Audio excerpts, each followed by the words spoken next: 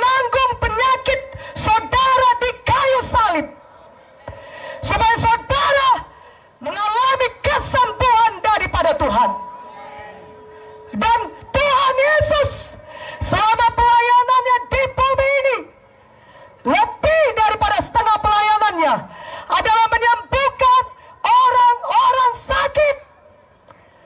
Dan Tuhan Yesus masih tetap sama. Kalau dahulu dia menyembuhkan, maka hari ini juga dia tetap Tuhan yang menyembuhkan. Amin.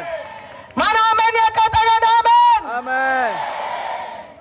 Oleh karena itu, bagaimanakah bisa menerima kesembuhan? Sama seperti kita menerima keselamatan jiwa. Saudara mengakuinya dengan mulut saudara. Saudara percaya dalam hati saudara. Saudara percaya Yesus mati bagi saudara dan mengakuinya dengan mulut saudara, maka saudara diselamatkan. Demikian juga kalau saudara mau disembuhkan, saudara harus percaya Yesus bisa menyembuhkan saudara. Amin. Dan mengakuinya dengan mulut saudara bahwa Yesus adalah penyembuh saudara. Amin. Katakan amin. Amin. Saudaraku, Tuhan Yesus dalam semua pelayanan kesembuhannya, Tuhan Yesus baru menyembuhkan ketika dia melihat ada pengakuan iman atau tindakan iman dari orang yang sakit itu. Saudara mungkin berkata, Ibu pendeta, doakanlah saya supaya saya punya iman untuk disembuhkan. Bisakah orang sakit sembuh karena iman orang lain? Bisa, tapi itu satu pengecualian, bukan suatu hukum.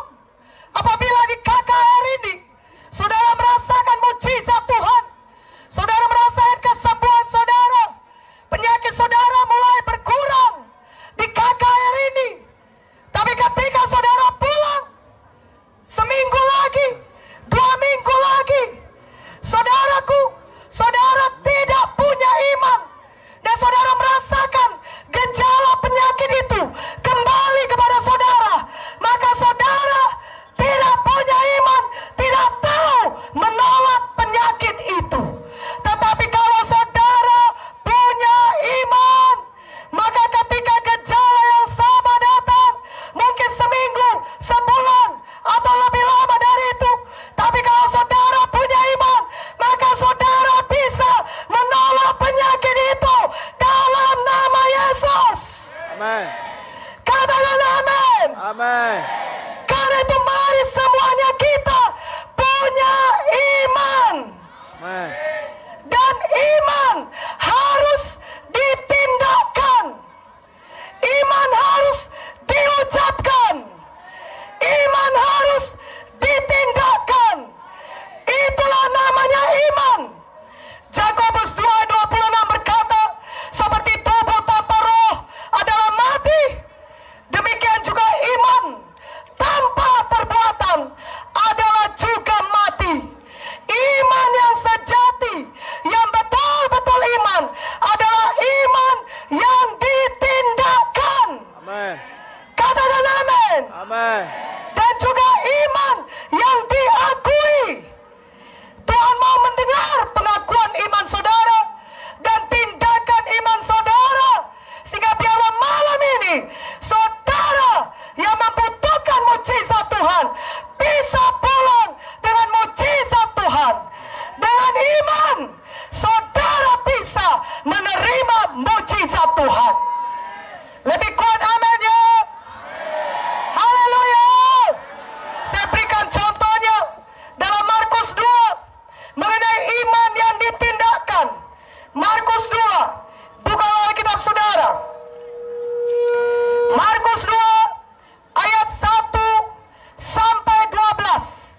Kemudian sesudah lewat beberapa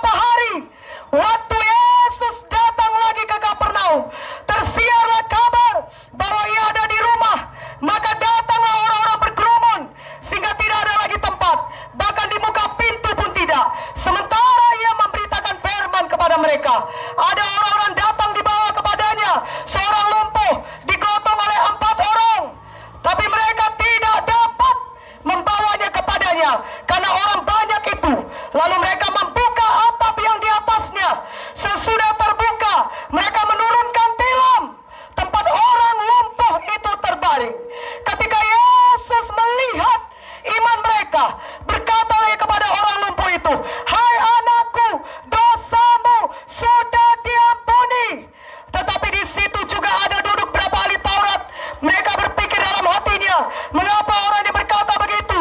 Ia menghujat Allah. Siapa yang dapat mengampuni dosa selain daripada Allah sendiri?" Tapi Yesus segera mengetahui dalam hatinya bahwa mereka berpikir demikian. Lalu ia berkata kepada mereka, "Mengapa kamu berpikir begitu dalam hatimu? Manakah lebih mudah mengatakan kepada orang lumpuh ini, 'Dosamu sudah diampuni,' atau mengatakan, 'Bangunlah, angkatlah tilammu dan berjalan'? Tapi supaya kamu tahu bahwa di dunia ini Anak Manusia berkuasa mengampuni dosa, berkatalah ia kepada orang lumpuh itu, 'Kepadamu kukatakan, bangunlah, angkatlah tempat tidurmu dan pulanglah ke rumahmu.'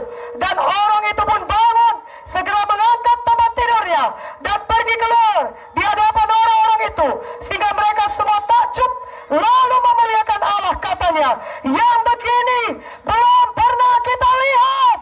Katakan amin. Amen. Ada seorang lumpuh. Dia bukan hanya lumpuh sekedar memakai tongkat, susah berjalan. Dia betul-betul lumpuh. Kakinya tidak bisa digerakkan, tubuhnya semua tidak bisa bergerak. Dia lumpuh total. Tetapi satu hal, walaupun dia lumpuh total, dia punya iman untuk disembuhkan. Amen. Lebih kuat amin ya. Amen. Dia punya iman. Itu makanya dia berkata kepada 4 orang temannya, "Bawa aku kepada Yesus. Ayo teman-teman, perlu 4 orang engkau menggotong aku. Walaupun aku lumpuh, tidak bisa bergerak, tapi aku percaya Yesus bisa menyembuhkan aku." Amen. Haleluya. Haleluya. Dia bertindak. Dia tidak diam di rumahnya. Dia tidak duduk di tempatnya. Tapi dia bertindak. Dia ajak 4 orang temannya untuk menggotong dia. Dan 4 orang temannya ini pun sama-sama punya iman. Saudara lihat, mereka datang kepada tempat Yesus berada memberitakan firman. Dan saudara, tempat itu penuh. Orang berbondong-bondong ada di rumah itu. Mereka berusaha masuk dari pintu, tidak bisa. Mereka masuk dari jendela, tidak bisa. Karena penuh dengan jiwa-jiwa. Tetapi satu hal, orang lumpuh ini, dia punya iman yang tidak mudah menyerah. Mereka buka atap di atas tempat Tuhan Yesus berkhotbah. Mereka turunkan kawan mereka dari atap itu, turunkan tepat di depan Yesus.